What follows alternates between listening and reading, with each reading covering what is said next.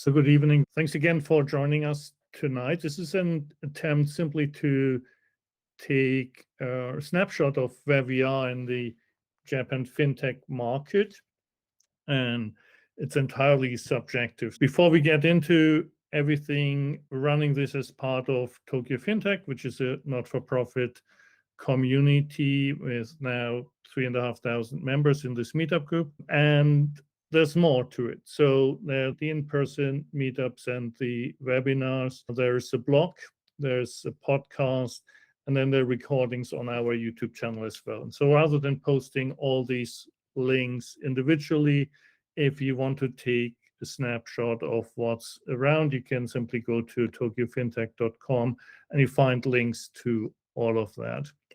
Especially if you miss the meetup ones, and it's actually one that we're recorded and allowed to make public. It's useful to go back. And the podcast, we moved out of the Japan context into more global because our guests are global and covering global topics. So it's called Exponential Finance. You do find it on most major podcast platforms. Some interesting guest speakers there as well. So what we're trying to cover today is essentially in four parts. One is the macro situation, which is a brief look at economics, but also what the government or the regulators are doing in very broad strokes. And I want to go into three individual segments covering banking, payments, and digital assets. You will notice, for example, there's no insurance, no insurtech in here. That has a reason, and that's simply I don't think there's that much interesting happening. So we'll focus on these three pillars. And the good news, in a way, if you look at 2023 and primarily the OECD forecast, Japan actually has the highest growth rates among the G7 countries. Part of that, of course, is because Japan opened late, so there's the catch-up still happening now that's already behind in other countries. But nevertheless, so that's good news. Growth rate that arguably the OECD is more positive than some of the sell side and buy side analysts here. But we'll take it. And it normalizes a bit, goes down in 2024. Similarly, if you look at the inflation forecast, and this is average rate throughout the year, right? So if you look at the current snapshot in Japan, we're actually higher than that. But the average for the year peaking, the Goldman Sachs forecast in 2023 in the OECD were peaked already, and then going back down to a more normal level. But obviously compared to what in the US or in Europe, this is very mellow level of inflation. And if anything, that gives Kuroda in saying that we actually have not a sustainable level of inflation just yet, and we can't raise rates. But these are like inflation numbers, and in Japan in particular, it just excludes fresh food, not all food. So what you actually see is that the actual price increases are much higher than these headline inflations. And I've written this in September, where it was very clear that across the board, where we haven't seen price rises for food or other commodities that you need for your household goods in 20 years or so, that ultimately there was some collusion and everything was pointing to October for retail price increases. And it went from Asahi beer in Japan raised in October, while around the globe they had to raise the prices already. There was this famous video of the ice cream manufacturer raised also for the first time in 20 years from 60 to 70 yen, right? And if you do the shopping for your household like I do, some of these raises are not in the 5 or 10% level. Some of this, especially if it's imported, in Japan imports 70% of their foodstuffs, which might be surprising to many given it's a culinary country, but really it's only 30% self-sufficient, 70% gets imported, amplified from the higher commodity price, the agricultural prices, and then the weaker yen. If you do your shopping, you see some of the foodstuff that you're buying actually being up by 30% or even more. So the Japanese consumer truly is getting whacked, and it actually shows. I'm not making this up. So the Japanese Cabinet Office does a monthly survey on consumer confidence, and it's been going down the last 3 months. It's actually going to a level that is as bad as the 2008 global financial crisis, and if it goes another month or two, we might be hitting March 2020 lows. Quite honestly, it doesn't feel like this when you walk around the streets or you talk to your friends and neighbors. I don't think there's the same level of distress as people might have felt in 2008, but the Japanese consumers certainly pinched. Real wages are declining, and there is substitution, right? So it's either you spend less or you save less. These are your options, or you need to get further into debt. And that just means that the actual consumption in Japan for the time being will be quite a bit below the potential consumption. And that's a gap that obviously would be nice to fill, especially if your target is to get to a higher inflation number. Also with this survey is the inflation expectation that's being calculated. It's basically calculated based on the strength of statements, whether people expect prices to go up or down. And so the implied inflation here, again, from a consumer survey, is 5% price increase over the coming 12 months, again, which is higher than the inflation numbers that we've seen.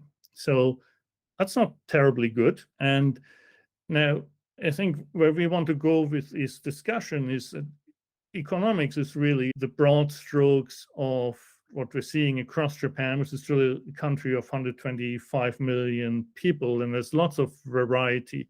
So the argument leading with economics is always, you might be generally good, and there are some bad parts, or generally bad, but you also always can find some good parts. And that's ultimately the story that many people try to weave as well, right? So maybe lots of the trends in Japan are obviously not favorable. We have got a declining population, we have lower productivity, we're going behind in terms of GDP per person, behind Taiwan and Korea, etc. Now, everybody's looking at the same data, and clearly different people have different opinions coming out of this.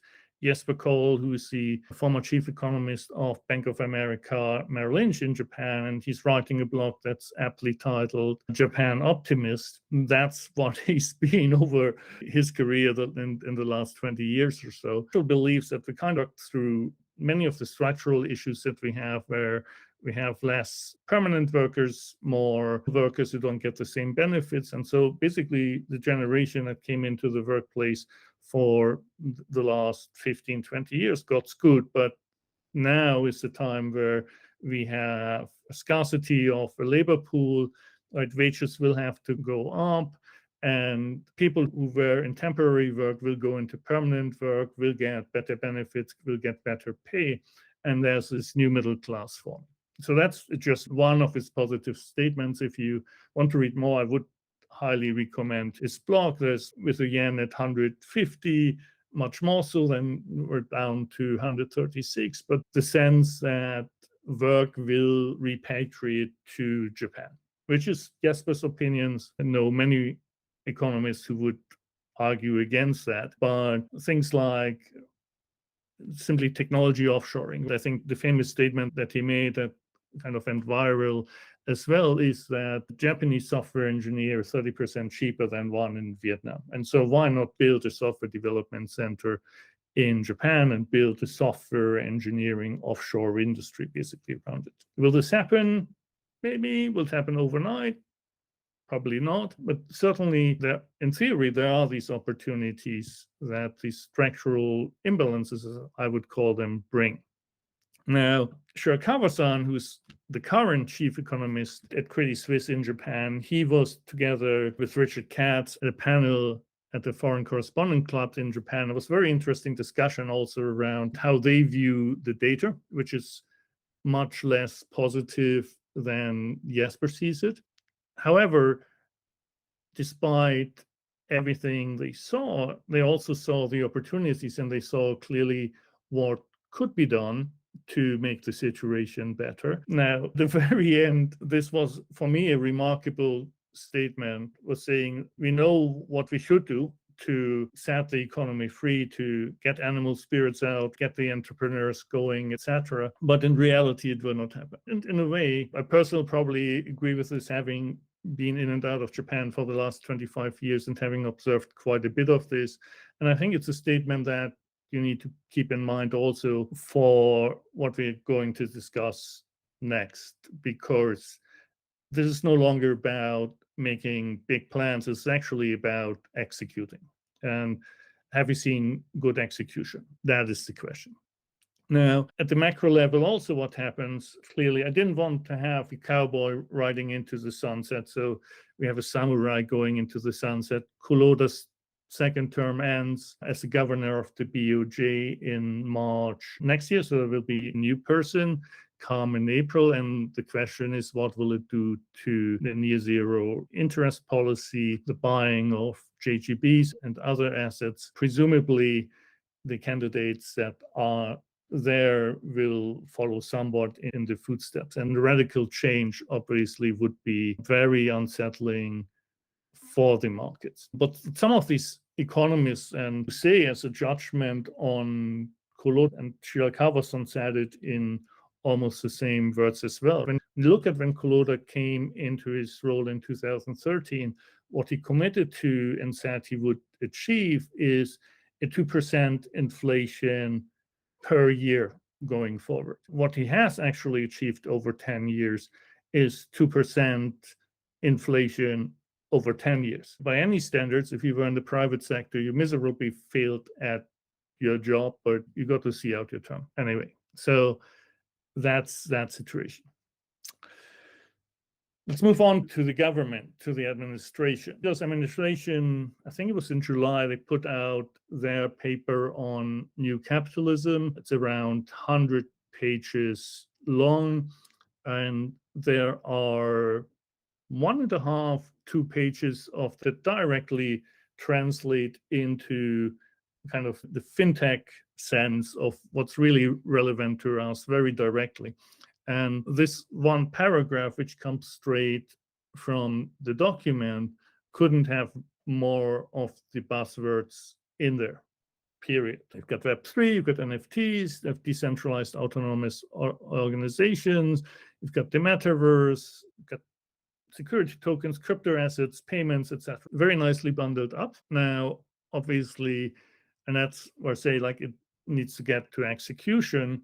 This then goes to the ministries and the other government agencies, and they need to implement this. And long and behold, the FSA did look at that document and said, this is basically what we're going to do. And looking at this from these 3 dimensions, so business support, the regulatory framework, and the research aspect. And so for the purpose of this discussion, this goes straight into very detailed action items, but let's focus on the left-hand side, so the regulatory framework. The premise of the FSA remains consumer investor protection comes first, under appropriate protection for anti-money laundering and the countering of terrorism financing, and then obviously the broad objective of the stability of the financial system. So that goes without saying, but I think they're right in stating this up front every time we talk about these things. Now, the things that they list here in the second paragraph under Web3 is actually not very Web3-ish, but these are things that were largely in the hopper, being discussed in certain ways. And we have the slide in this later around the regulatory framework for stablecoins and crypto assets and security tokens. The Payment Services Act has been revised for stablecoins. which has now been put into law. We had already a framework for security tokens now for 2.5 years, almost 3 years come next April. So there's been lots of experimentation, I think, going on. And it seems like we're getting also to the point where the actual application of that will happen in 2023. It's really exciting to see. We've seen some loosening of the listing process for crypto assets in the crypto or the digital asset segment. I'll give you some data on that. It had been very restrictive in Japan. Every exchange had to apply to list every token. That has been loosened a bit, and you see there's certainly some benefit for the industry overall. There's still the question, what is actually crypto asset, what isn't? So classification framework and clarification thereof is also coming, which is great. The fourth point, I think, is very important for many entrepreneurs, because if you issue token as part of funding your business and you keep them in the treasury, because part of that would always be for development of the community, further funding of the projects, etc., etc. Those under current tax rules are marked to market at the end of the year, which means that you either have a gain or a loss.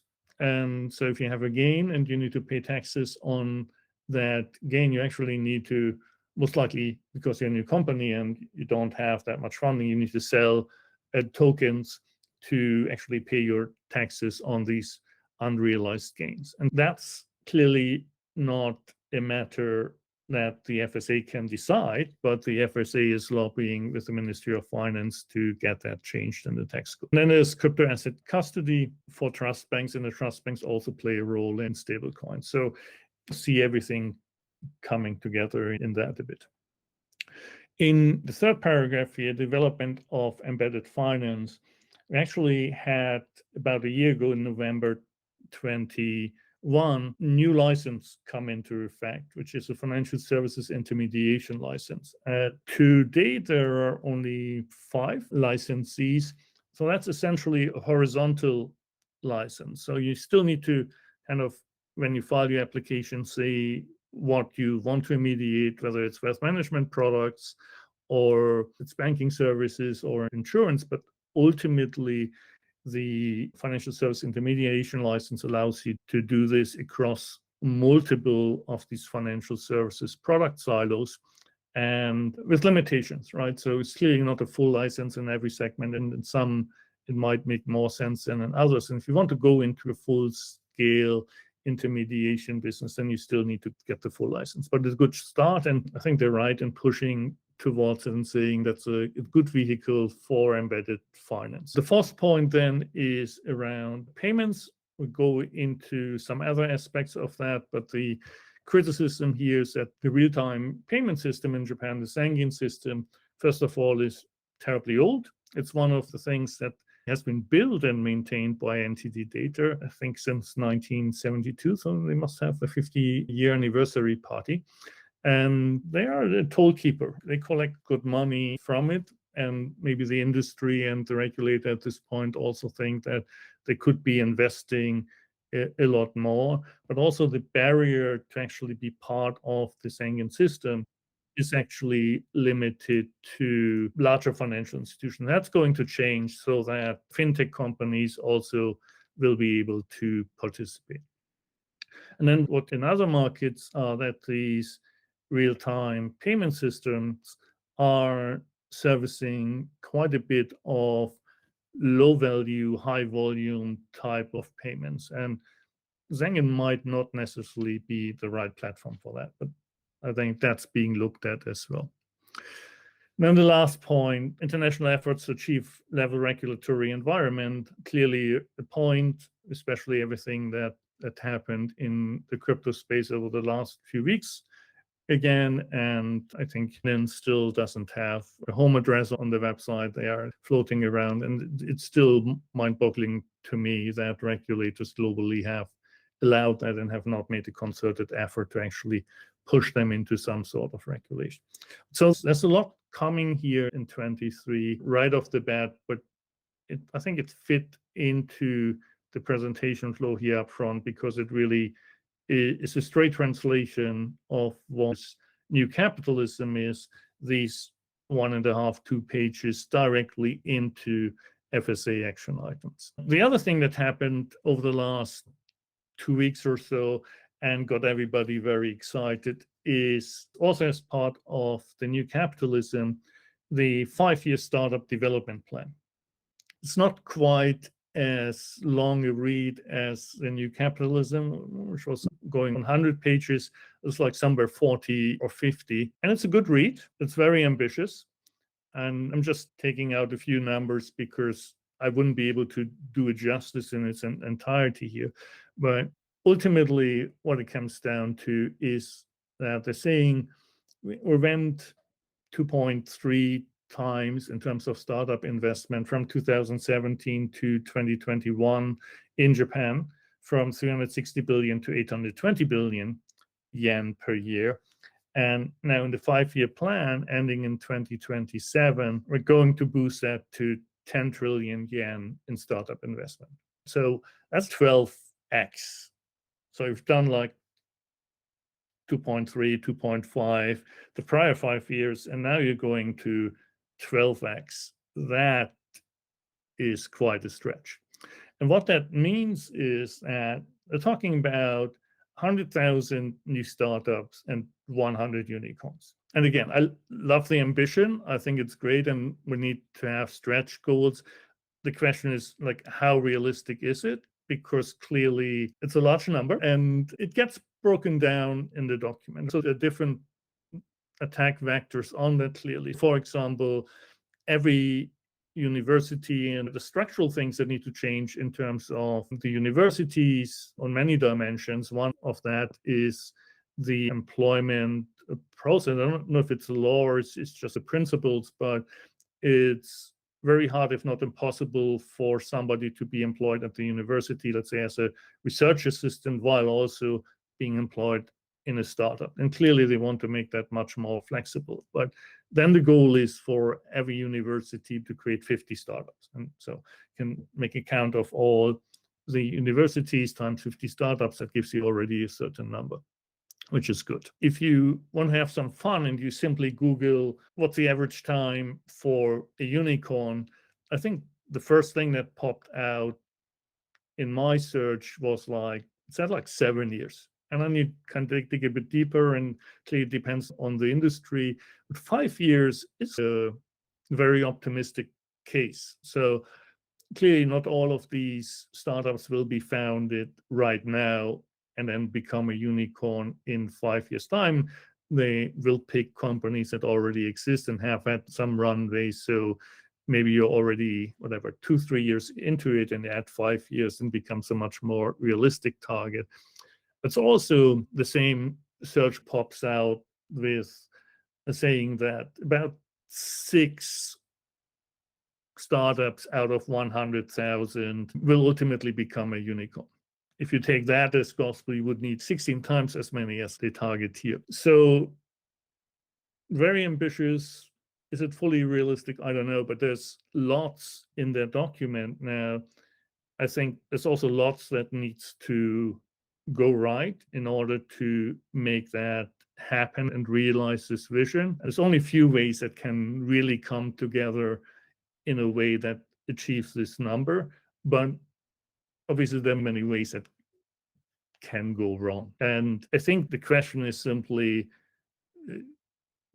can Japan execute? And I phrase it bluntly, I'm a foreigner, so I can do this, but if you look at even Abe's 3 arrows, how many errors did we actually get? Did we get like 1.5 or so? And that was going on for a number of years. We have Kathy Matsui's Womenomics is over 20 years old, right? We certainly have seen some improvement in terms of gender equality in Japan, but for, let's say, a 20-year period, has that achieved what it could have achieved? Other government-guided efforts like the J. Cool Fund, like propagating Japanese culture, was also just in the news with not so happy results, basically blowing through a whole lot of venture capital money. It's nice to write the 50-page document. There are interesting things in there. Some are a bit obscure. Now, rather than talking about what is possible or do believe or not this works, actually, this whole program in a way stands on the shoulders of a J Startup program, which was launched by Matty in 2018. So at that time, they said we have 10,000 startups in Japan, and we'll select 100 of them to push them through a program for overseas expansion. Again, look at the numbers. So in 2018, we looked at 10,000. Now we want to create 100,000. So that's still 10x, quite significant. And what it does ultimately is also in a very Japanese way, it creates these expert councils that select the startups and push them into the program, which is probably something similar that you see with this 5-year plan now.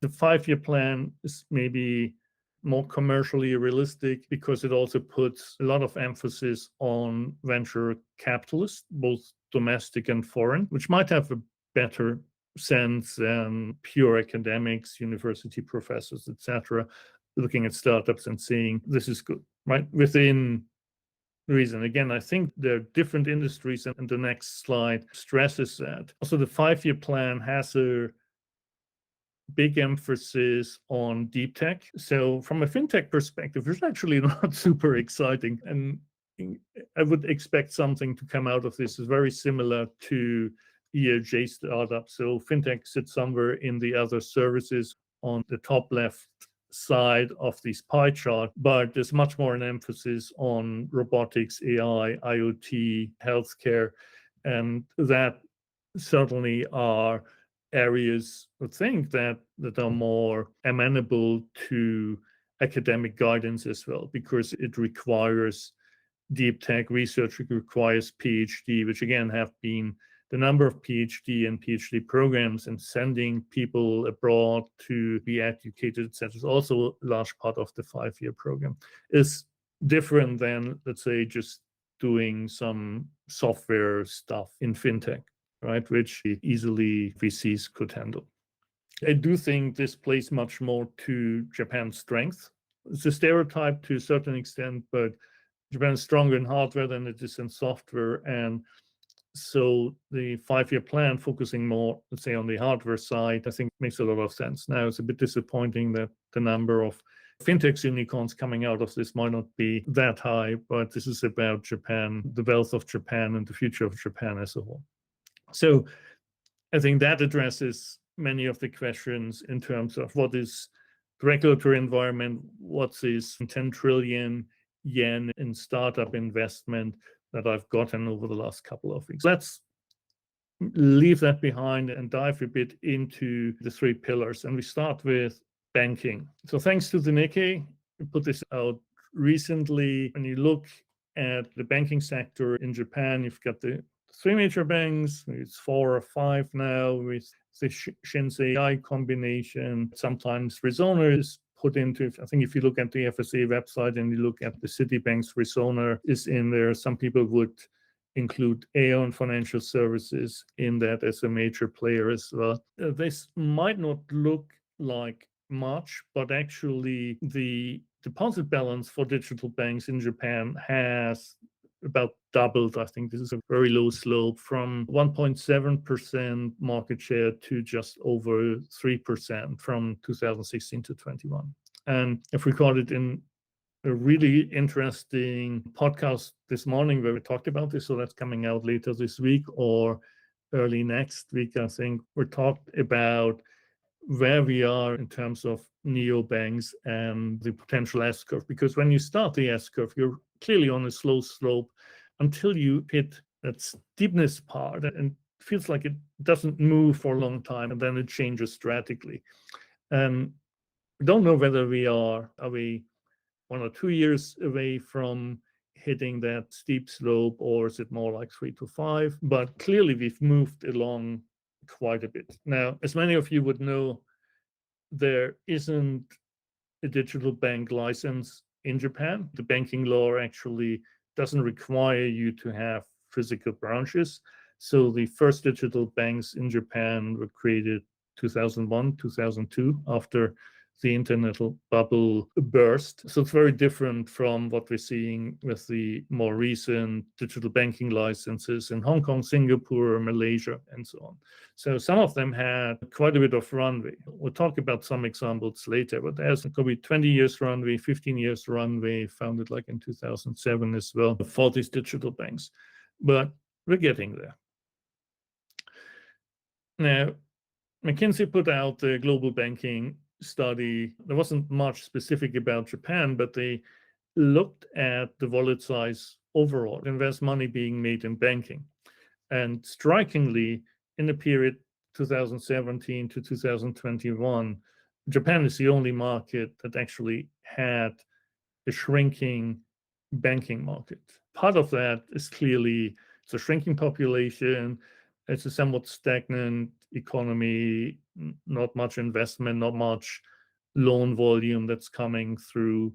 And even in 2017, you had zero interest rates. That means that the banks are not making money, and clearly, especially the regional banks, have experienced that. Now, is it going to change when we look out until 2025? It looks better, but we're basically making back about half of what we've lost from the prior 5 years. So we lost 20, we make back 11, some accommodation of that. But the super interesting markets are, in a way, right in front of our door. It's Southeast Asia. North America remains a super hot market, and Latin America, which I don't think many of the Japanese banks are playing. But I want to take a look at the North America, Southeast Asia angle from the mega bank perspective. And I love what MUFG are doing in a way. In the bottom right corner, this little cutout, you actually see that for the last decade, they've been already super active in Southeast Asia. They've been in Vietnam, in Thailand. Security Bank is Philippines. And then Danamon is Indonesia. So they've got a presence here. These are, I think they're all consolidated subsidiaries. Really strong positioning in that market. And what comes on top of that now, they've just closed, so it was announced in the summer that MUFG would sell MUFG Union Bank to US Bancorp. That just closed at the beginning of December. So it gives them a really nice cash pile, if they were lacking cash in any way, but it gives them a large cash pile to actually play with for acquisition. And shortly after, they announced that they would buy from Home Credit, which is, I think, incorporated in the Netherlands, but they acquire consumer finance businesses in the Philippines and Indonesia. So that strengthened then respectively the position in these countries. And they've started to play quite a bit in India. There is a corporate VC, it's MUFG Innovation Partners, or MUIP, which has consolidated much of the VC activity across the group, but they essentially created outside of that allocation a $300 million fund focused on Indian startups. And they continue rolling investments into that. Recently, Credit B was an investment that they've done. And then lastly, they also went into GIF, which is Gujarat International Finance Tax City, which is like an offshore enclave. And it's the 6th branch of FG in India. So I think they are laser focused on that market to capture that growth that we've seen on the prior slide. And it's not like they're leaving the US completely, but they're leaving the US from the retail side. And right, that's maybe a bit surprising given that we've also seen significant growth in the US on the prior slide, but they had regulatory issues at Union Bank. So it felt a bit like, rather than trying to go through the pain of fixing it, it's like hiving it off to US Bank for them to deal with it.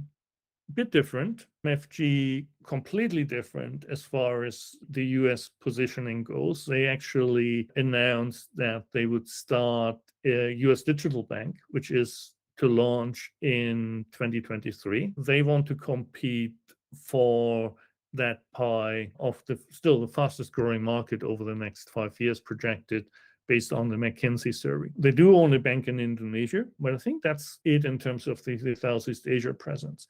And they've taken over this summer a 10% stake in SBI Holdings, which ultimately is the fourth mega bank now after the Shinsei acquisition. And they also have a 10% stake in PayPay Bank, and PayPay Bank has been rebranded from the original Japan Net Bank, which was really the very first Japanese digital bank. So like taking stakes, and Mizuho does something very similar. They have become really strong player in the capital market space, investment banking space in the US. They rank number 12 or so in mergers and acquisition. I think a remarkable position. Over the last 12, 18 months, they've taken stakes in fintech companies. Atonic is a digital bank in the Philippines. Momo is a payment app in Vietnam. So purchase those.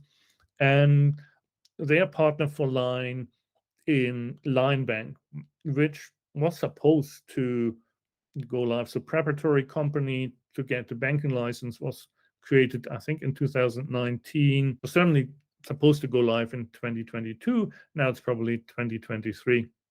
And this is interesting if you look at it from the Line perspective, which is now part of Z Holdings after all the restructuring that they had done. Z Holdings being essentially the old Yahoo Japan. You've got SMFG as part of PayBank, and you've got Mizuho as a partner in Line Bank. So two of the mega banks engaged basically in a competitive position under the same corporate umbrella. Let it work out for them. What we will see, and I don't know, the year is running out on us. Again, this was possible to happen still by the end of 2022, probably now an earlier 2023 activity. So it fits into the outlook. There will be two digital bank, Neobank IPOs. One will be SBI Sumishin Net Bank, and the other will be Rakuten. Now, clearly, I think it's obvious that Rakuten IPO is to raise funds for what is becoming a little bit of a distressed group, given all the money that they poured into their telecommunications ventures. And so that's basically selling some of the crown jewels to realize liquidity. Similarly, for Neobank, I think, because part of the rationale for doing this is, I think, was created 2007, 2008, although, and we'll have some slides on that, they're pretty good in terms of their banking as a service offering. The proceeds of the IPO will go into investments into the platform, at least a large chunk of that. So in a way, it's positive to fund future growth. The valuations that folks talk about are around 300 to 400 billion yen, which translates to 2.3 to 3 billion US dollars. And if you compare this to some of the success cases, if you look at it compared to new bank, new holdings in Brazil, which is really pan-regional, so with a base in Brazil and now pretty strong operations in Mexico and Colombia as well, takes in right now at around 20 billion US dollars, so 8 to 10 times as much. And Kakao Bank in Korea, which also did the IPO largely to realize liquidity and then also to fund regional expansion, is around 10 billion US dollars. On a valuation basis or a market cap basis, these are still relatively small. What is positive here is the price to book ratio. So at the 300 to 400 billion yen, we're talking price to book of around 2, while the mega banks that we talked about previously, they are at 0.5, 0.6. Trade like at 50%, 60% of book value, which tells you a lot about what the market is thinking. The market here, if they can pull off the IPO in this market environment, still more positively inclined. So on SBI Sumishin Net Bank, they are a player in banking as a service. And funny enough, I think they only have these 3 on their website. So deals with Gel, Yamada, and T from the T points. If you look actually at their investor presentation, there are 2 more. One of them is Takashimaya, and the other escapes me. But they have 5 very well-recognized and premium brands where they created an embedded banking offering with them.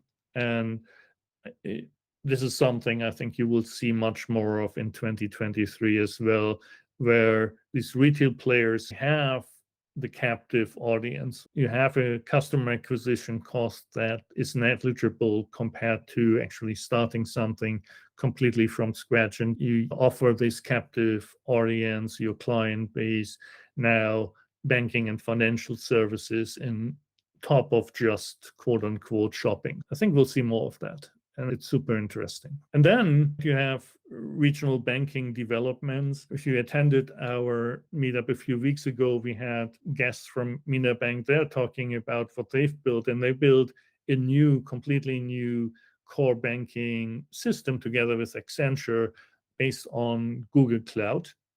Now, it's 2022. Do you really need to build your own? I don't know. Accenture sold it to them. They built it, and now they actually want to go about and sell this to other banks as well. You have a challenge doing that domestically because entity data, which we already mentioned in the context of the Schengen protocol, they also have a stranglehold pretty much on regional banking. They have the majority. I think IBM is second, and then SBI tries to create a platform for regional banks that they are working with as well.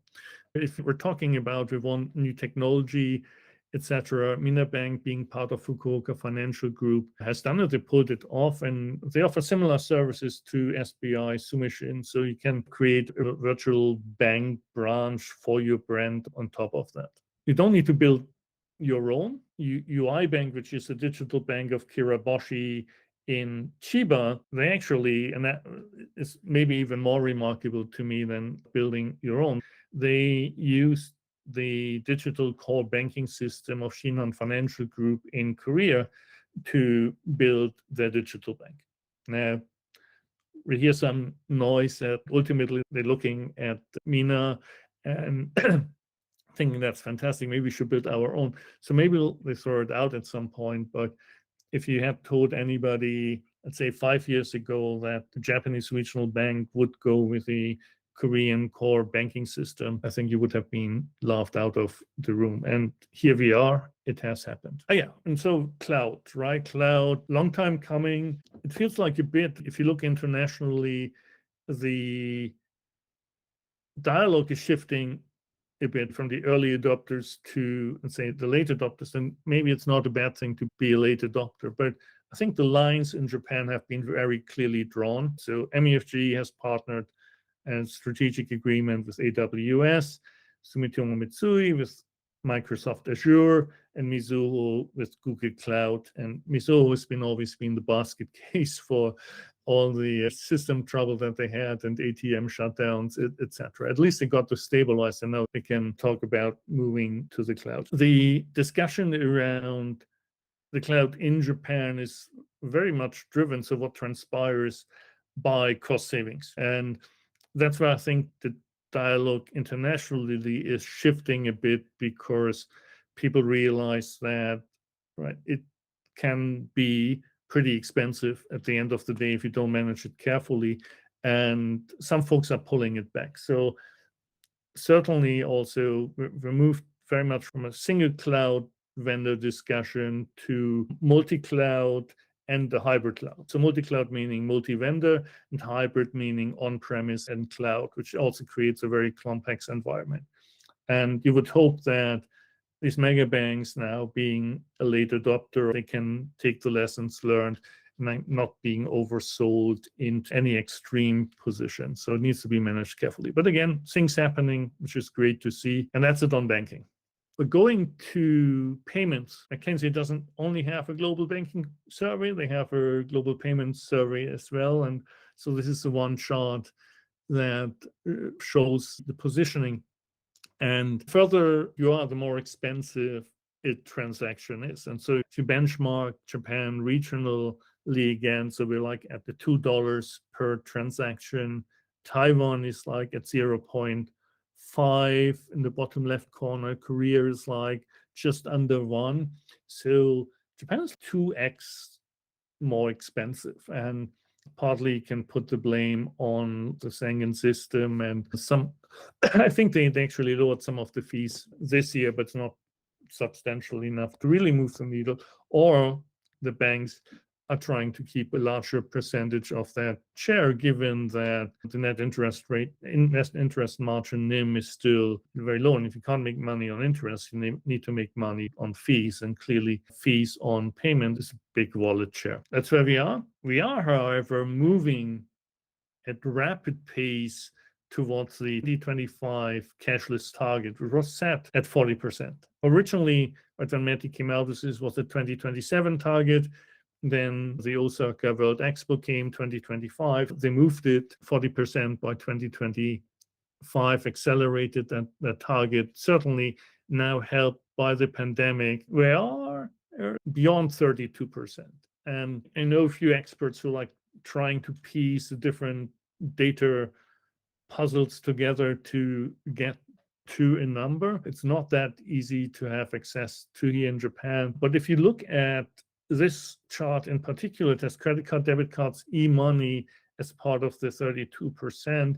What it actually explicitly excludes are QR code payments, which amount to allegedly another 7 trillion or so Japanese yen in payments. So if you add this on top, you get another few percentage points. It's looking pretty good in terms of the acceleration and moving to that target. Where does it stand in terms of a global comparison? So that's a 2020 data, 30% in Japan. There's still way to go. There's not lots of headroom, but given that, I think if you look 5 years back or so, Japan was at 20%, Germany was at 10%. It's not only soccer that Japan has kicked Germany's butt, it's also here from the 2018 level, we moved to 30 and 21. So Japan has really accelerated on cashless payments, which is fantastic.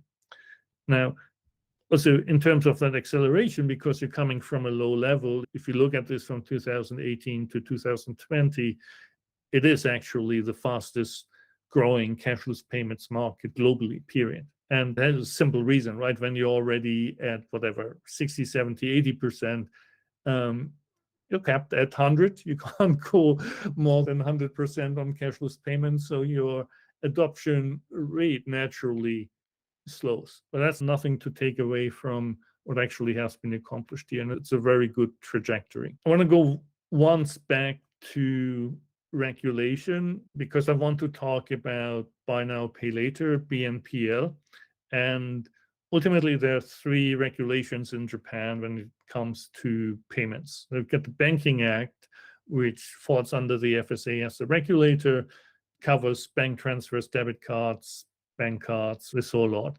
We've got the Payment Services Act, also falls under the FSA, that has funds transfer, e-money, prepaid cards, which are a huge issue in terms of this whole legislation around stablecoins, etc., AML for them. About half the document actually is around prepaid cards and how they're being handled, and it's mind-boggling to try to understand every nuance of how that industry works. But clearly, it seems obvious that people have used prepaid cards to avoid AML regulations before, and so lots of the things that applied there are now going to be applied to stablecoins as well.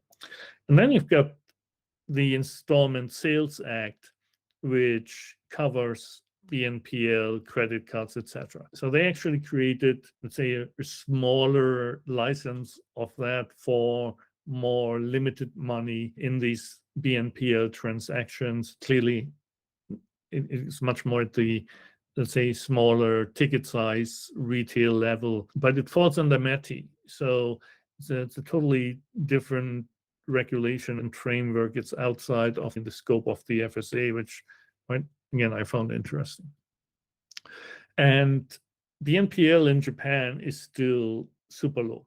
And part of that is a question of correlation. So one is generally, if you look at the e-commerce volume in a country, that very much is related to the cashless payment volume then as well.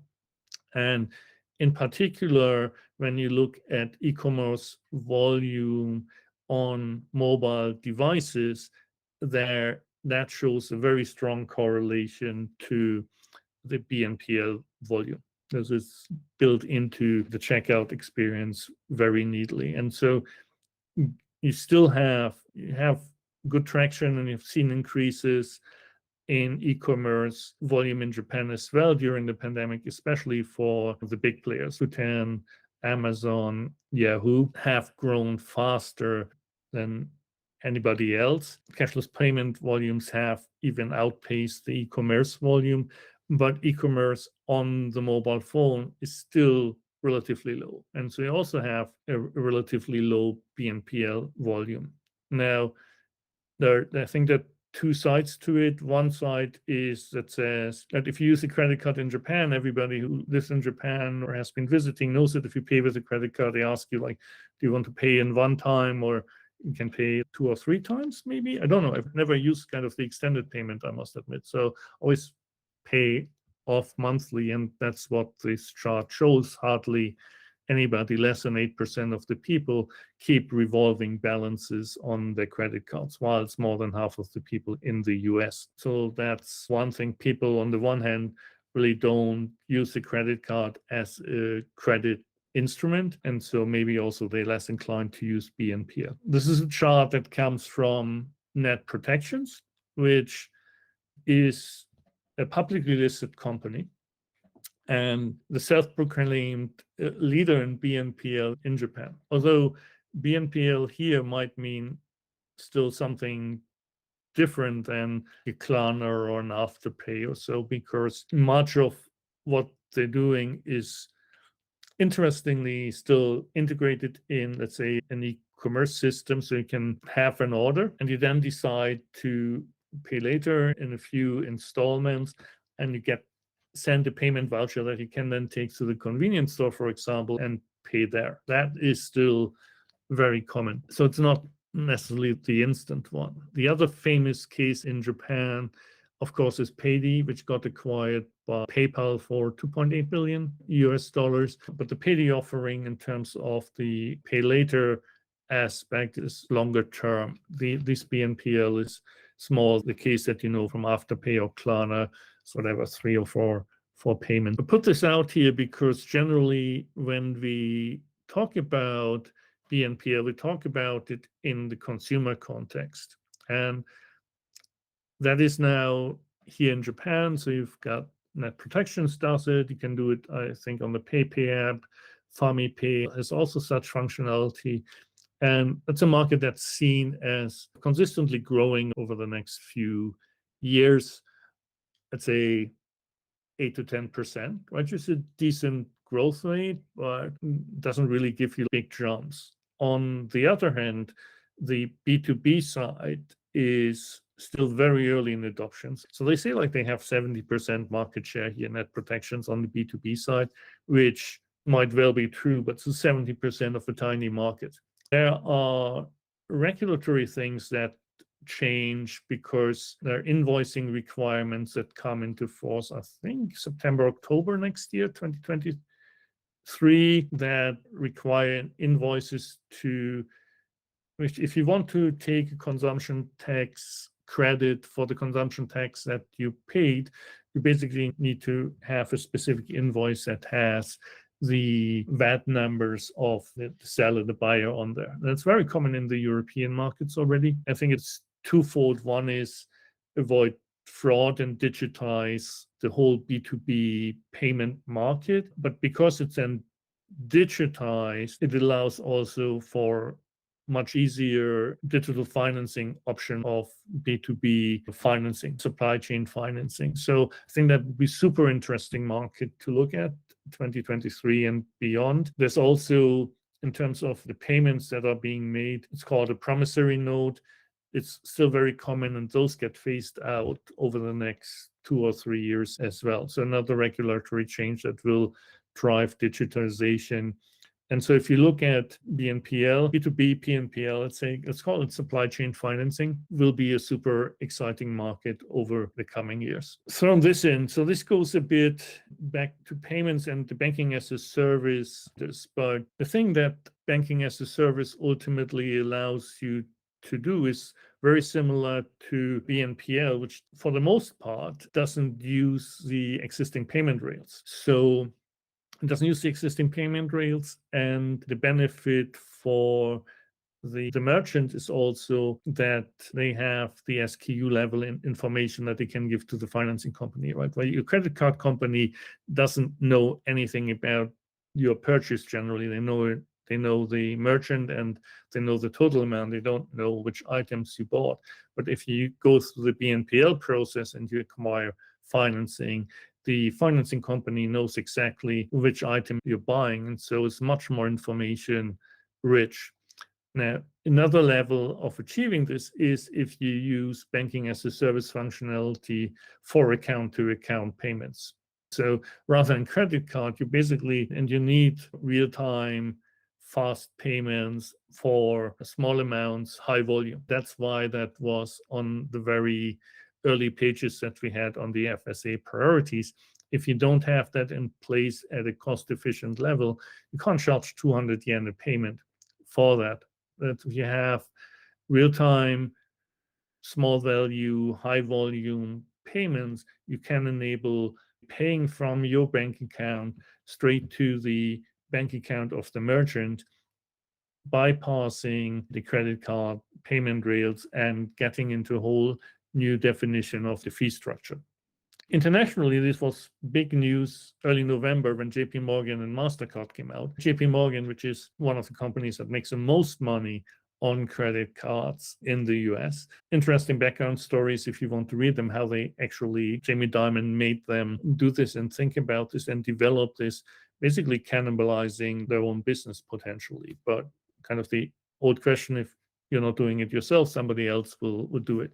So they implemented it. Now, funny enough, under the radar screen, right about a month earlier, Minano Genko, which we talked about earlier, struck an agreement with the supermarket chain in Kyushu to do essentially exactly the same. So they want to launch in 2023 payment functionality in that supermarket app that pays account to account. And obviously, it's nice if you are a Minano Genko customer, then make it happen. So there are super interesting things happening here in Japan. It's not like everybody is doing it, but that's why it's important to break down this big blob economics view down to this level and have a conversation around it. Very great highlight. Total oddity here for me to round it out on the payments flow. There is actually still a very large market to be had, and it's estimated somewhere 2 to 3 trillion yen. And remember, we said earlier, QR payments are probably around 7 trillion yen at the moment. So it's like a third to half of the current QR payment market is actually a cash on delivery if you order something online in e-commerce. And sometimes we have it here, some family member is ordering and Norbert, are you here tomorrow? Stuff coming and we need to pay. I'm like, why do we have cash? And the reasons are plentiful. Some people simply don't have a credit card or they find cash too comforting. Some people do have a credit card and they're not comfortable putting the information into an e-commerce site yet. Even in 2022, it's possible. And in this specific case, the company allowed credit card payments, but you had to have the branded credit card from that shop. Then comes the question, do I want to have another credit card in my wallet, even if they don't charge me an annual fee? No, I don't. So I rather pay cash on delivery. So that's still quite a large market that's up for grabs in terms of the payments. And we're not seeing this being talked about much at all, to be honest. So you heard it here first. When done fully with payments, because of course we need to talk about the digital yen and the central bank digital currencies, CBDCs. So they're coming, believe it or not. And again, it's one of these things. The Bank of Japan actually has been super early in all of this. Go back to 2017 and look up ECB, Bank of Japan, proof of concepts around aspects of central bank digital currencies, they were in there very early. And the question is what happened in between, because then at some point, once Facebook came with their to digital money, which ultimately got shut down, but that, for example, brought the BIS, Bank for International Settlement, on the plan, and they created these innovation centers around the globe, which, funny enough, are in Singapore and Hong Kong. We don't have one in Tokyo. Why not? I don't know. And somehow the Bank of Japan has not been playing at all in what's happening in the BRS context. And there's every month 6 white papers coming out of the different innovation centers under BRS around proof of concepts that they had either for that one jurisdiction or even across jurisdictions for international payments, for wholesale digital currencies in international transfers, etc. So it's mind-boggling what's happening, and somehow the Bank of Japan has been very isolated, and they've done their plan. They had put it out, they're executing on it. And this is actually a document from July this year. So you see that we're in phase 2 of the proof of concept, started with the fiscal year in April, will run for a year until March 23. And in July, the BOJ still said, based on the results of that proof of concept, we might not continue. And a week or two ago, big news, the Bank of Japan will do a pilot with, wasn't quite explicitly stated, but implied, with the 3 mega banks, and possibly also involving some end users, starting April 2023, running for 2 years. And then, of course, Kuroda won't be there anymore, but he stated before that he wanted to make a decision on a Bank of Japan CBDC by 2026. So executing on the timeline, and it's okay. In a way, it feels like much of the international discussion has moved more to the wholesale side than the retail side, with the exception of China, maybe. This looks a bit retail-y, but everybody got excited about the headline. I think we need to see what this 2-year pilot program then actually entails. Now, like many things in Japan, often it's like the private sector pointing at the government saying, you need to do something, or the government says, no, it's like the private sector needs to move first. And that's like how nothing happened in DX for a long time. CBDCs, or stablecoins, are entirely different. So first of all, I think Japan has been leading in terms of getting a regulatory framework out, same way they did for crypto assets, cryptocurrencies, when we had the laws coming in 2017. This is stable coins. There's no algorithmic stable coins like the Terra Luna stuff. This is all backed by real assets, meaning Japanese yen that need to be held in custody and one-to-one matched. And there are 3 entities that can do this. Can be banks, it's bank deposits, which is very similar to what Citi has been proposing for the last 3 or 4 years, and call this a regulated liability network. So essentially saying that we're taking the bank liabilities, which are the deposits, and tokenize them. That's great. That's one. Funds transfer services, who need to keep the money that is in flight also either secure or have bank guarantees for it, can issue stable coins. And then trust companies, which will be the big play here as well. And you see, when you look at players, as said, while it seemed like the Bank of Japan was hesitant to move ahead, there are other players on the private side have been pushing very aggressively into this market. And one is the Progmet coin, which kind of runs under MUFG Trust and Banking as a sponsor, and has a very large consortium backing that. With the more recent announcement on the stablecoin side, that was limited to 42 players or so, but the whole thing is certainly 80 or more.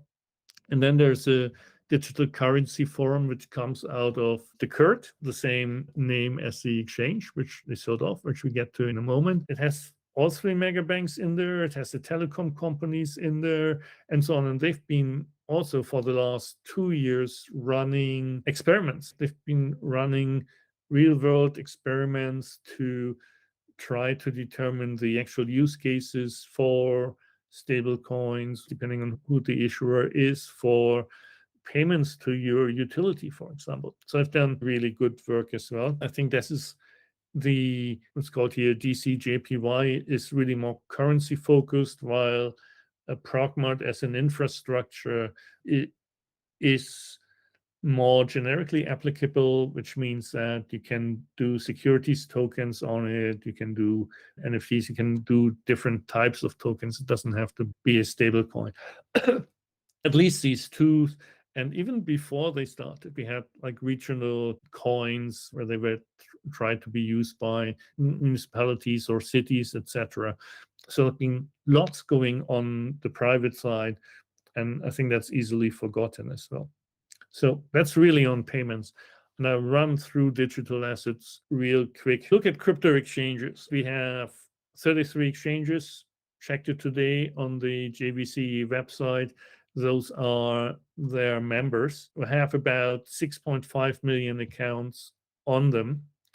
And in presentation I did earlier in the year, did a comparison of all the JVC members, so the entirety of the cryptocurrency exchange industry in Japan versus Coinbase as a single exchange. And it was mind-boggling. At that time, we had 40 coins listed on Japanese exchanges, and Coinbase had like almost 100 more. It was like 137 or something, give or take a few. And assets under management were about 10 billion for all of Japan cryptocurrency exchanges and 270 billion for Coinbase global. So almost 30x. Now, obviously what you got with so many coins listed, many shit coins, right? And those values declined 80-90% over the last 12 months. So actually the gap has been closing. And in a way, you should all credit the FSA for being restrictive on the listing, because it clearly served the purpose of protecting the retail investor. So while gap might have been almost 30x in terms of the assets under management, the whole Japanese industry versus Coinbase at the end of 2021, it's more like 15 or so, or maybe even less than 15 right now. At the same time, now have about 55 coins or tokens listed from 40, so that's 40% more. Certainly has attracted more assets to the platform as well. And there is a green list, I think they call it, of 18 tokens. So while before every exchange had to apply for every token to be listed individually and file all paper, if it's on the green list, which means at least 3 exchanges have it already and it has some track record in Japan, you basically can register to trade it on your exchange, provided that you have the right processes in place. You still need to prove that, but you don't need to file a complicated application process. I think that will continue, and you've seen it on the FSA targets. It's certainly on the agenda for 2023 to get many more assets listed. And if you follow any of the exchanges, so Coinbase, it's like almost Coinbase Japan every week. So we get another coin listed now. We've got this and that. Obviously seen some deal activity in early 2022. So Liquid or Coin got acquired by FTX. The Current got acquired by Amber, and CoinCheck struck an agreement with the US-based SPAC to be listed. And that is still pending based on the last quarter. Monex, who's the owner of CoinCheck, quarterly earnings call. They're still pursuing it. They feel they still have a case to basically list in the US. The Monex holding company is incorporated in the Netherlands now, and they've built an NFT trading platform on it, and they want to take the proceeds to build a global crypto exchange group. Let's see if that happens. Clearly, from the early 2020 deal activity, we're moving to late 2022, and we see some bankruptcy. FTX is clearly driven by, let's say, Japan external factors, the whole group blown up, but because you've got actually client money segregation here on Japanese crypto exchanges, the assets here with FTX in Japan appear safe, and recent news says they're going to start withdrawals relatively soon. So, great regulatory framework from an investor protection perspective. That's why we actually need regulation. And unlike FTX in other jurisdictions, Japanese people will get their money back. And then last week, also not widely reported, I don't think, the FSA issued a business suspension order and a business improvement order. They typically go hand in hand to Axio Digital Assets, who might not have been too brilliant with their investments, apparently running out of money, can't pay their bills. They got kicked out of their office space. They have got outsourced crypto trading platform. They can't pay the vendor. And so the FSA is rightfully concerned about the stability of that. And while the improvement order or suspension orders for a month requires them to submit a business improvement plan, I think by today, and then report monthly on the progress. They also need to report daily on the assets that they're holding. It just doesn't feel like they're going to come back. If you want any wild predictions for 23, we have 33 exchanges here in Japan. Japan doesn't need 33 or maybe 31 now it is, minus these two.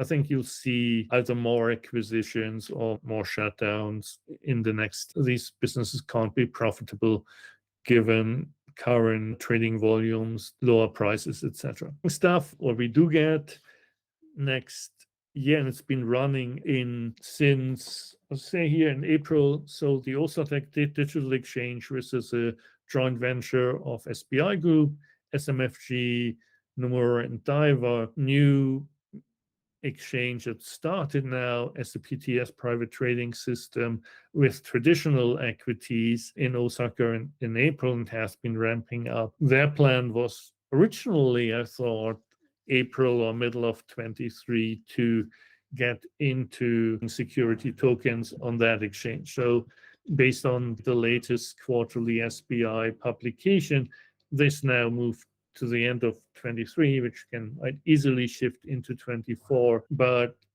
lots happening, I think, in the securities token space with tokenizing equity on the one hand, but also any type of real world assets and in particular real estate. So clearly many people working on tokenization of real estate and making that a much more liquid investment. And then lastly, I want to leave you with a statement around NFTs, because I really didn't want to get into much more detail. NFTs are really not regulated in Japan. They're treated as collectibles, and so basically you can do whatever you want so far, it seems, and the whole creator community is obviously very hyped and very active around this. Although I would say that some of the entrepreneurs, some of the founders have become cautious, and although they might be doing business here in Japan, they might have headquartered their venture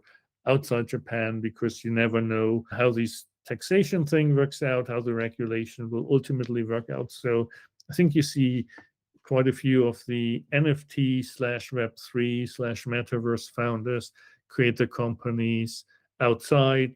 Singapore, of course, is an option, but you've seen some of that happening in Taiwan even, or maybe other places. But Oki Matsumoto, CEO of Monix, which owns CoinCheck, is actually what he said on the last earnings call, saying Metaverse and Web3, the platform that they built for CoinCheck already, is not an immediate money maker. It's more like the front of Shibuya Station after the war and it went on. We can buy stuff really cheap and build a platform, etc. But from somebody who's actually running a regulated business, if you're somewhat familiar with the history after the war, clearly gang warfare around Shibuya Station. There was a big incident with rival gangs because you also had many displaced people in Japan still. So there were ethnic tensions and it feels pretty lawless. And so for Oki to describe it in this way just gives a very sentiment, I think, what the NFT market looks like. And this is now really the end of the prepared remarks. And I always have too much, but I try to do a justice for everything that's going on and which will extend, I think, that very naturally into 2023 and some of the developments. Thank you. Good night.